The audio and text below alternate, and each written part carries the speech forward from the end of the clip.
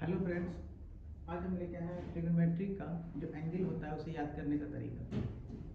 ठीक है, इसमें एंगल कितने होते हैं? 5 एंगल होते हैं, 0, 30, 45, 60 और 90।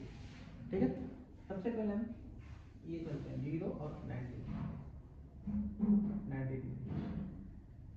साइन कॉन्स्टेंट में साइन 0 का जो होता है वो 0 होता है। ठीक है, अब हम यहाँ पे अपोजिट लेके चलेंगे। जैसे 0 का वैल्यू हम लेंगे तो ये अपोजिट इसका 1 हो गया, और 1 का अपोजिट क्या हो गया? 0 हो गया। ठीक है, तो साइन 0 में जब लेते हैं तो ये 0 हो गया। अब इसका वैल्यू क्या हो गया?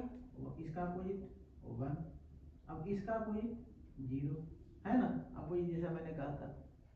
अब उसी तरह 90 में तो 0 का अपोजिट क्या हो जाएगा? 1, अब 1 का अपोजिट क्या हो जाएगा? 0, यहाँ से भी देखेंगे तो 0 है ना।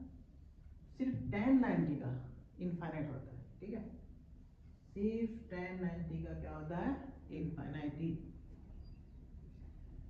अब 45 आते हैं, 45 डिग्री का, इसका दोनों का वैल्यू सेम होता है, यानी 1/√2 और इसका भी होता है 1/√2। ठीक है, देन tan 45 का क्या हो जाएगा? 1। अभी क्यों होता है वो अगले आपको नेक्स्ट क्लास में बताऊंगा, क्योंकि वीडियो लंबा हो जाएगा ना। अब 0, अब बचा कौन सा? 30 डिग्री बचा, और ये बचा 60 डिग्री। यही तो बचा ना, 30 डिग्री और 60 डिग्री, ये दो आपको बचा। अब इसको याद कैसे करना है? ये इसका होता है 1/2, ये याद रखना होगा। ठीक है, और एक ये याद रखना होगा कि इसका होता है √3/2। ठीक है, अब इसका जो साइन 30 का होता है वो cos 60 का हो जाता है, सेम हो जाता है।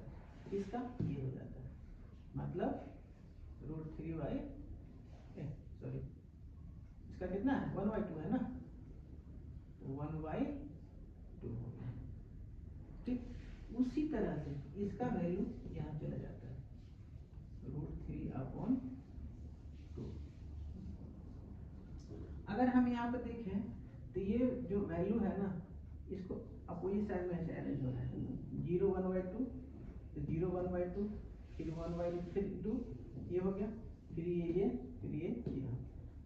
कितना इंटरेस्टिंग है। अब tan वाला कैसे याद करेंगे? तो इसका ऊपर वाला वैल्यू, इसका ऊपर वाला वैल्यू, ऊपर वाला वैल्यू का ऊपर, नीचे वाला वैल्यू का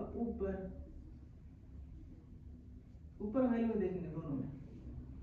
ठीक है, ये 1 था, 1 रखा गया, ये उसी तरह इसमें 1/1, तो 1/1 क्या होगा? 1 होगा, है ना। उसी तरह इसमें √3/1, तो अपॉन 1 मतलब ये है ना, √3/1, यानी कि √3 ना होगा। ठीक है, ओके, थैंक यू।